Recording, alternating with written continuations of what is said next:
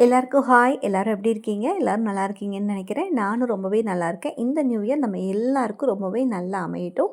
அதுக்காக நம்ம எல்லாரும் ப்ரே பண்ணிப்போம். இந்த இயரோட ஃபர்ஸ்ட் வீடியோ இதுதான். அதாவது லாங் வீடியோ இருக்கு இல்லையா? அதில் இதான் ஃபர்ஸ்ட் வீடியோ என்னோடது. ஒரு குட்டி விளாக் பார்ப்போமா?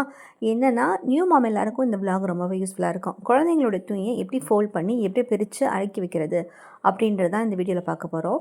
இந்த பேஸ்கெட்டில் இருக்கிறது எல்லாமே பாப்பாவோட சட்டி. அப்புறம் இதில் இருக்கிறது எல்லாமே பேண்ட்ஸு. இதில் சொப்பெல்லாம் தூக்கி போட்டு வச்சுருக்காங்க பாருங்கள், விளையாட்டு ஜாமான்லாம். வேலை டயர்டு இல்லாமல் செய்யணுன்றதுக்காக ஸ்நாக்ஸ்க்கு சாப்பிட்றதுக்கு பட்டாணி கொஞ்சம் எடுத்து வச்சுருக்கேன். சாப்பிட்டுட்டே செய்யலான்னு. ஃபஸ்ட்டு இதில் இருக்க எல்லாத்தையும் நம்ம எடுத்துடலாம். எடுத்துட்டு இதை நல்லா க்ளீன் பண்ணிக்கலாம். கூடி நல்லா தொடச்சிட்டேன். அப்புறம் எல்லாத்தையும் ஃபோல்ட் பண்ணிட்டேன். இது பாப்பாவோட எக்ஸ்ட்ரா டவல். ஸோ நான் இதில் வச்சுருக்கேன் அந்த பேண்ட் பேஸ்கெட்டில். நான் வந்து வீட்டுக்கு போகிற டெய்லி யூஸஸ்லாம் வந்து இந்த மாதிரி பேஸ்கெட்டில் தான் வச்சுருக்கேன். டெய்லி வியர் இருக்குது இல்லையா? டெய்லி போடுறதுக்கு யூஸ் பண்ணுற துணியெல்லாம் இந்த மாதிரி பேஸ்கெட்டில் தான் நான் அரேஞ்ச் பண்ணி வைக்கிறது.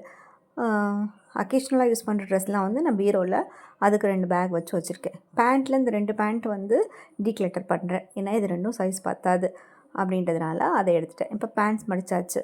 இப்போது இந்த பேஸ்கெட்டில் நான் ஜட்டி வச்சுருக்கேன். இப்போ இந்த பேஸ்கெட்டையும் நான் துடைச்சி எடுத்துட்டேன்.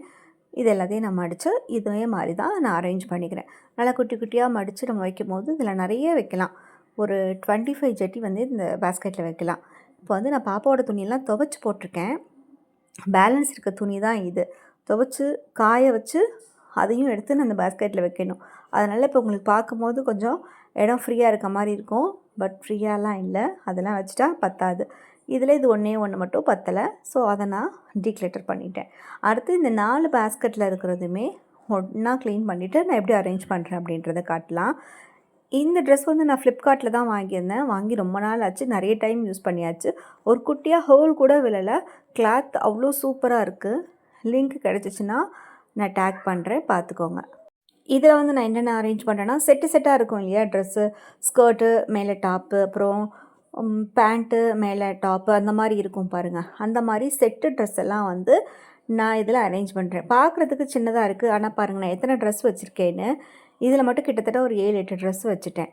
அதே தான் இந்த செட்டு ட்ரெஸ் வந்து கொஞ்சம் நிறையவே இருக்கிறதுனால 2வது பேஸ்கெட்லேயே நான் வச்சுருக்கேன். இந்த ட்ரௌசரோட ஷர்ட் வந்து நான் துவைச்சி போட்டிருக்கேன். ஸோ இது ட்ரௌசர் மட்டும் இருக்குது. இந்த பேண்ட் இந்த ட்ராயர்ஸில் இருந்தது. ஸோ நான் எடுத்து பேண்ட்டோடு சேர்த்து வச்சுட்டேன். அடுத்து இந்த பேஸ்கெட்டில் பார்த்தீங்கன்னா இந்த ஃப்ராக் மாடலில் இருக்கும் இல்லையா? அதெல்லாம் வைக்கிறேன். இப்போ காட்டினேன் இல்லையா? இது எல்லாமே வந்து நான் மீஷோவில் வாங்கியிருந்தேன். இதுக்கு லிங்க் கிடைச்சாலும் நான் கொடுக்குறேன். இதெல்லாம் ஃப்ராக் மாடல். இப்போ கொஞ்சம் தான் இருக்குது. பேலன்ஸ் துவைச்சி காஞ்சிட்ருக்கு. அடுத்து இதெல்லாம் வந்து ஷர்ட்டு பாப்பாவோடது. அது எல்லாமே இதே மாதிரி ஃபைல் மெத்தடில் தான் நான் மடித்து எல்லாமே நான் ஃபைல் மெத்தடில் தான் மடித்து வைப்பேன். இது வந்து பத்தலை. ஸோ இதை வந்து நம்ம டீக்ளட்டர் பண்ணிடலாம். டீக்ளட்டர் பண்ணது வந்து நமக்கு கொஞ்சம் தான் வந்திருக்கு. இது வந்து பாப்பாவோட ஹேண்ட் டவல்ஸ் அண்ட் கர்ச்சீஃப் வெளியே போகும்போது யூஸ் பண்ணுவோம் இல்லையா? அதெல்லாம் இதில் கொஞ்சம் இடம் இருக்கிறதுனால அதில் வச்சுட்டேன். இப்போ நான் எப்படி அரேஞ்ச் பண்ணியிருக்கேன்னு பார்க்கலாமா? இந்த ட்ராயர் தான் நான் பாப்பாவோட ட்ரெஸ் வைக்கிறதுக்காக யூஸ் பண்ணுறது. அதாவது டெய்லி வேர்ஸ் வைக்கிறதுக்காக நான் யூஸ் பண்ணுறது. ஒவ்வொன்றா நான் ஓப்பன் பண்ணி காட்டுறேன் பாருங்கள். ஓப்பன் பண்ணுறதுக்கும் ஈஸியாக இருக்கும். இதை ஆக்சஸ் பண்ணுறதுக்கும் ரொம்பவே ஈஸியாக இருக்கும். ஃபைல் மெத்தடில் வச்சுருக்கிறதுனால எந்த ட்ரெஸ் வேணுமோ நம்ம அதை அழகாக எடுத்துக்கலாம். கொஞ்ச நாள் ஆனதும் களைஞ்சு போயிடும், அது வேறு. அடுத்து மேலே இருக்கிறதெல்லாம் பேண்ட்ஸு. இந்த ட்ராயர் வாங்கி 3 இயர்ஸ் ஆக போகுது. பாப்பா பிறந்தப்போ வாங்கினது. மீஷோவில் தான் நினைக்கிறேன். 606 ரூபாய்க்கு வாங்கினேன். அது இப்போ வந்து லிங்க் கொடுக்க முடியாது. ஏன்னா அது சோல்ட் அவுட் ஆகிடுச்சு. அந்த ப்ராடக்ட் வந்து அவைலபிள் இல்லை. என்னோடய தம்பி ஒய்ஃப் கூட இதை வாங்கலான்னு வேறு பிராண்டில் 2 போட்டாங்க.